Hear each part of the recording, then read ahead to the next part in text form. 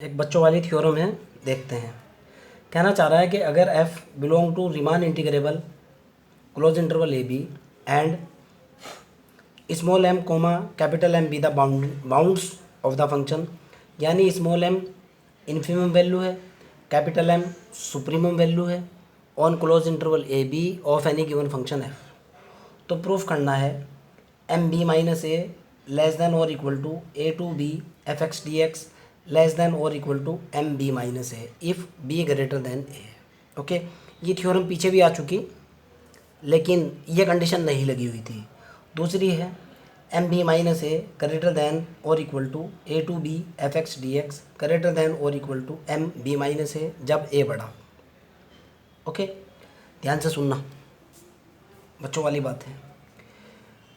We know very well this is the fundamental formula theorem.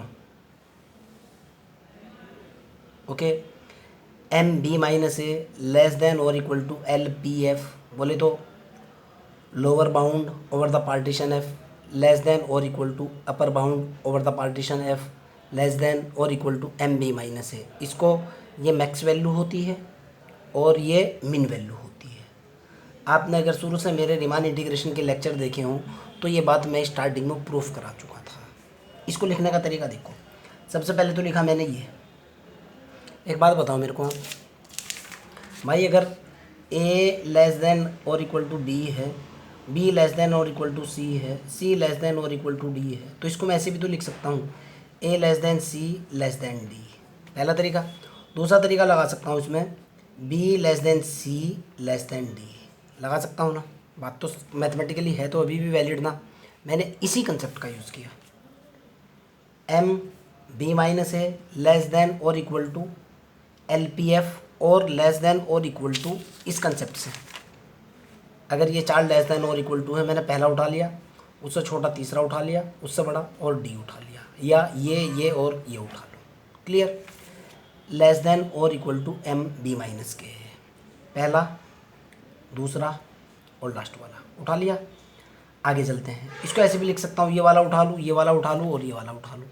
मैंने वही किया, देखना आप।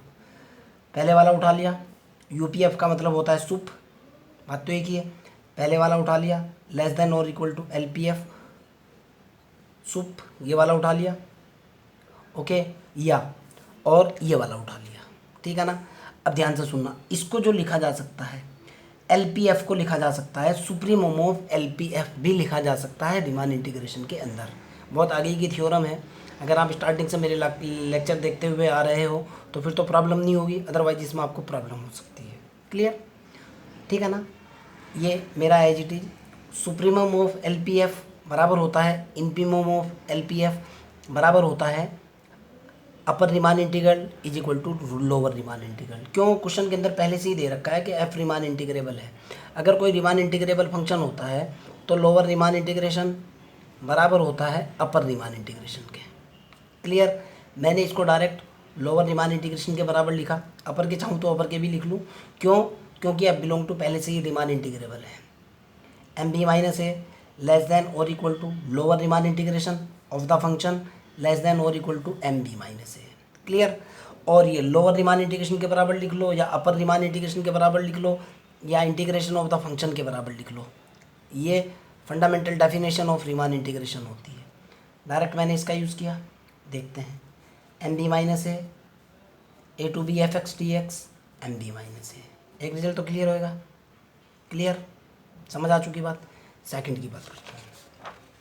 अगेन मैंने वहीं से रिजल्ट उठा जहाँ से था मेरा, M B minus A less than A to B F X D X less than और equal to M B minus A. M B minus A less than और equal to A to B F X D X less than और equal to M B minus A. अब second वाला case, अगर ए क्या है, बड़ा है B से, तो जाहिर सी बात है अगर ए बी से बड़ा है, इसको इधर लेकर के जाओ, तो अगर बी छोटा है ए से, इसको इधर लेकर के जाओ, ये हो जाएगा zero less than A minus के बी, या इसको ऐसे भी लिख सकते हैं A minus B greater than zero, लिख दिया। सो दैट ये क्या बनेगा, B minus A to B F X D X M B minus A. बिल्कुल क्लियर?